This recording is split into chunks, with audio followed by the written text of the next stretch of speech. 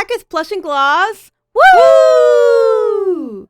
All right, guys. So we're actually doing another video for October. Yay! Because we finished our Drawtober submission. Woo! Yes, if you saw our last video, we said that we were doing a little Drawtober, a little challenge for October. And this is, we're going to talk about the finished product. We're going to reveal it. We're revealing it to you today. So just as a reminder, we were doing, if you look right here in my cursor, the 16th to the 20th. So we were doing Spellbound Princess, and we kind of got it. We kind of got it. There was some things we had to deviate from the plan a few times because it was hard. But I think we got close to the somewhat close to the final product that we wanted. There was a lot of issues and a lot of things we wish we could have did. And honestly, we gave ourselves way more time than we were thought. Like, we said we were gonna give ourselves 2 weeks. It was more like 4. Yeah, I mean, we gave ourselves a lot of time, and we're gonna get into it. Let's just actually get into it. Yeah, let's get into it. So, just as a reminder, this was for Drawtober 2025. It was hosted by Babs Well, Inkwell, Rinmark, Sanglam, Shua Vaughn, and Von Art. Please follow their Instagram. They have an Instagram. It's really, really cool. And we're just gonna get into our little submissions here. So we started working in September. Yes. When this first dropped, we started in the beginning of September. We took like a week to like figure out the idea, draw it out, and then do some modeling and texturing and lighting. Well, we didn't do lighting yet. We just did modeling. And then my sister, Plush, she did basically any of the outfits for the rig, and then constraining that outfit to the rig, and then animating. So we kind of split the work. We did the workload 50-50. Before we even get into it, I think we should just watch it and then we'll talk about it. Yeah, let's reveal it. This is the first time I'm seeing it together. Also, I did do the sound design. I got most of the sounds from zapsplat.com. That's just like, they just do like a lot of Foley and a lot of sound effects and a lot of like different like tiny clips of music. So I just found a bunch, Frankenstein them together to make something. So like the audio, the lighting, and like post-production I also did. So let's take a look. All right. I am going to hide my VTuber model just so you can have the full screen experience, and then I'll come back. Okay. I love that. Okay. All right. I'll be gone. Editors, and make me invisible. Do the thing that Wade does. The peace sign. Okay. Gonna play it. 3, 2, 1.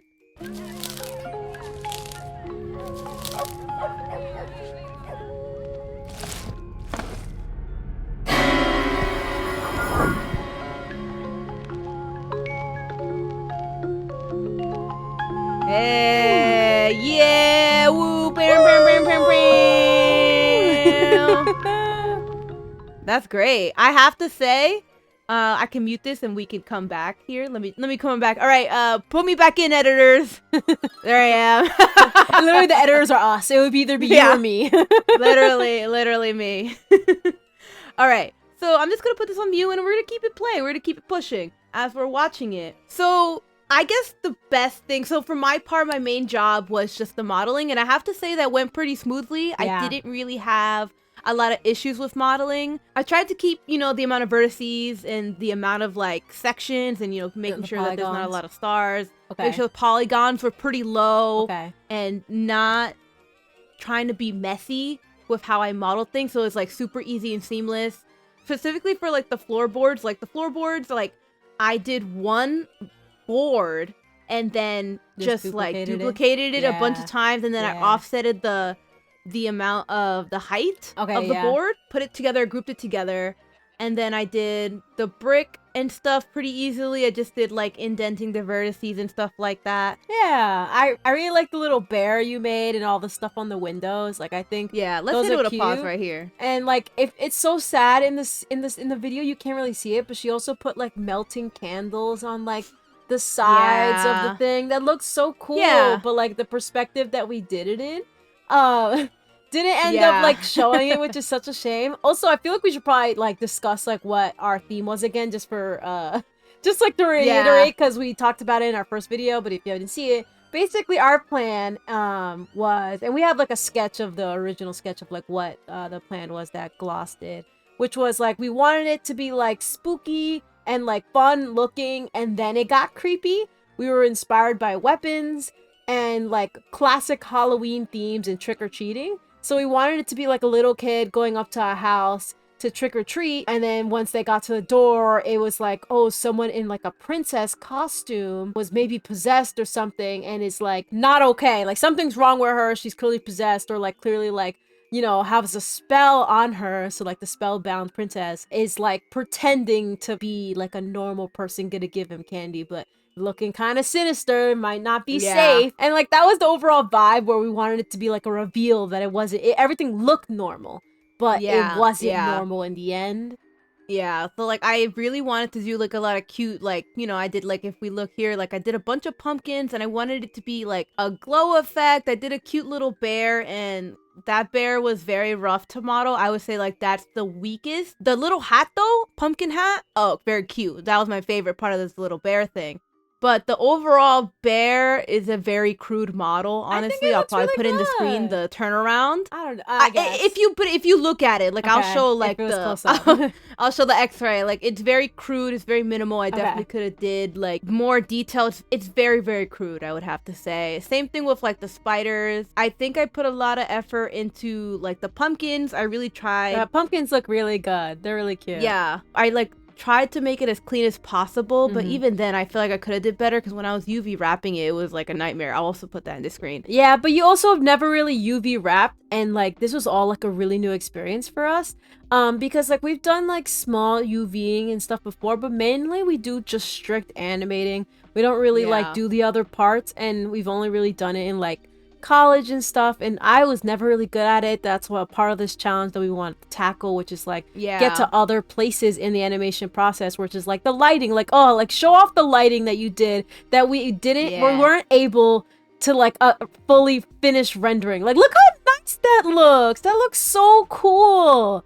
So like here's the problem. We did not think about how there is a pipeline of how you make things, and if it's not correct, you're not going to be able to export it properly into a scene. So my sister made this beautiful scene, beautiful lighting, and all this beautiful, foggy, perfect, and I went ham with the fog. That's what I'm saying. You did so good. It looks amazing. Like this isn't even showing the fog. Like I just couldn't like when I did the screenshot, it didn't have the fog for some reason. But yeah, like I was having a good time. Like I was relearning about lighting in Arnold, because I'm using Arnold lighting. And even like the lighting on the candles looks so cool. Like really that subtle. Was really fun too. Like I got to learn about mesh lights and like how to do that properly, and then like how to actually like manipulate all like the little like knobs and stuff to be a light that shines really straight, or like really goes wider and spreads out evenly. Oh, that's like cool. I was having a fun time. Even like the string lights, those are like just mesh lights I did, and which again, a shame because you barely see them because they're barely in the scene, and it's such a shame. But it like, is very much a shame. So like the main problem was that it was mostly my fault. Like I think when I was modeling the dress onto the character, I didn't do it well. I've never like made clothes for a character, so that was a nightmare. Very hard. It was very hard. I struggled a lot. It barely looked good at all. It really doesn't, but like I feel like all the filtering and animation kind of saves it. But, and I feel like that fucked up a lot of like the pipeline of like transferring all the reference things that were like kind of broken to the scene, and because it couldn't Maya couldn't properly like script out everything so that the transfer was clean. It was so messy that like sometimes the skin would be missing, the dress would be missing, sometimes parts of the skeleton would be broken. Like it fucked up so many things, and I could not get the finished animation that I made into her scene, and also vice versa. Like we tried different things. We tried multiple ways. We tried exporting both of them and putting them into a new file. We tried a lot of different things, and we just like, it took us like 2 or 3 days, and we were like, you know, we're just gonna have to make do with a viewport play blast Yeah, we had to use the Maya hardware. Yeah, we used the Maya renderer, which is like way more crude of it's not that great. And I have to say, I have to cut in and say that I wouldn't blame everything on you. I definitely think that just your file in general just got bugged. Because at a certain point, like, we were like, oh, okay, let's just, like, try to bake her animation and put it into mine. Like, I had to, like, maybe I take her file and I put it on my computer. Like, maybe her computer's messed up. But I think it was your file that had a bug with the Arnold renderer. Because even we were going to be like, all right, maybe we just get rid of all the lights. Just the lights are the issue. It's hard to render. It got to a point where Arnold just completely stopped rendering. Like, it would just completely be black no matter how much troubleshooting we did. Yeah. No matter what we removed, we, like, deleted. Even like a little test render, like just like a single page render, like, would not work. It just wouldn't render. Like, Arnold just on her file specifically, because the file that, like, the little render you see of the house, that's my file. That's my file. And, like, we, like, you know, made these models into OBJs and just referenced them in. And I made a new file. And I just made like a brand new Maya file and we put it in and it worked. Yes. Half of the thing was your file renderer Arnold just completely bugged out and there was nothing we can do. And the other thing was that we've never done baking before and we were having a hard time getting it to work correctly. Yeah. Like, it would be like only like the skeleton. Is like a whole different thing. Like, it's not. We've never done it before. I did a couple of YouTube videos and we did our best. We did a couple of troubleshooting and it got better. Yeah. But it just got to a point where we were running out of time. So like in this video, it's just a whip of like, I was able to import the porch easily into, you know, you can click play, easily into my file. So I was like, okay, why don't we just do all the rendering and lighting in mine? I can get the products and like we'll have the animation and go out the objects. But even this is a play blast of it being rough, by the way. Like, this is the animation when I still wasn't done. But like, see, you can see the porch. I could just redo the lighting, I thought to myself. But it was the renderer that was the problem. Even if we recopied everything onto my file with the animation, the renderer would not work. Yeah, it was just bugging out. And, like, a lot more things took longer than I thought. Like, modeling took longer. Doing this camera movement, like, especially in the beginning, it took a while for me to get it. Yes, it did. And, like, everything just took longer than we expected. Also, this is, like, 11 seconds. Like, the final animation's 11 seconds, which is kind of long. Yeah, I think we were a little ambitious. Didn't plan that out either. Which always happens. Always fucking happens. We always do way more than we like ever think to do. And also in this video, you could see how like fucked up the dress is. Like in between the legs, it's like broken up mesh. It's so bad. It's like it's all me. Like, I just don't know how to do it. Listen, don't shit on yourself too much. You've never really done it before. And I told you, like, it needs to, for this to work. Most of the time in animation, they do dresses and long shit like this where, like, mesh is interacting with other mesh. Most of the time, that's an advanced rigging system or it's a simulation where they simulate the physics of this happening and then they bake it and then they just put it on top. Like, we didn't do any of that, and I'm sure we could learn. Yeah, I would love to learn. Like, I didn't really know much about that, so it was our crude attempt at figuring it out. She got a romper on. It's fine. Romper on. So, like, that was, like, you know, our progress, our struggles was, like, just trying to get the final product to look really nice. And, like, despite us using the Maya renderer, like, if you could pull up the original finished video again, like, the Maya renderer wasn't too bad. I did a lot of editing in DaVinci to, like, adjust the lighting, and I added like a cool filter. That's why it kind of looks like a little grainy. I love the filter. It's cool. It adds to it. It's like, and like I also did like the little effects, the little magic effects, which was like hard and like took a lot of time. I've never done it before. So like a lot of learning. I feel like I'm really proud of the sound. I was struggling with the sound design is good. I was struggling to like get all the sound effects and like get everything going without it being like too much. And even I feel like it's still maybe a little messy, but for the most part it feels immersive, it feels fun. So I'm honestly pretty proud of the final product. I think it turned fun. It turned out fun. It turned out good. Exactly. That's the most important thing. It did turn out fun, and you know what? I think we got the concept. Spellbound Princess, like, you want to explain a little bit of like the little special effects you did of like how that's the Spellbound? So I wanted it to be like you're like dazed or dizzy, or like that's how I wanted it to look in terms of like the possession, because I didn't want it to be like scary movie possession. I like that Spellbound Princess sounds like a magical thing. So I wanted her to be like more magical. I did want to do like a particle effect type of magic, and I did like get it halfway figured out, but I figured it out too late, and it wasn't quick to like set up once I figured it out, so I just settled with what I had already made. But like I was like learning a lot of different things about like how to make the magic work and move. I had to basically like make a mask of like the shape that I wanted, and then I put effect on that shape, and then I had to like do that frame by frame as she moved so that it tracked properly, and then I had to add a second mask so of the same area to make it look like it's going around her head, because if not it would look on top of her head. You should have like screen recorded this.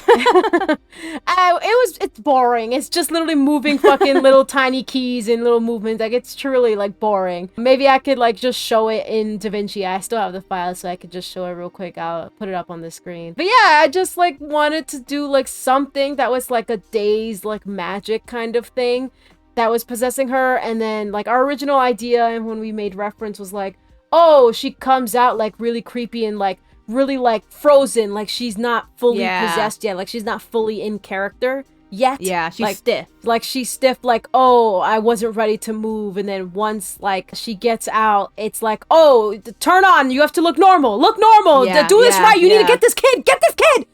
Yeah.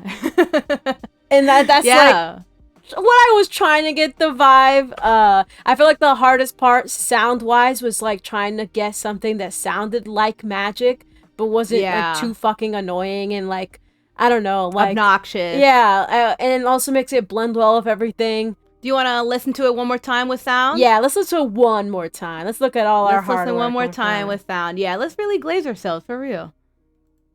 Ooh,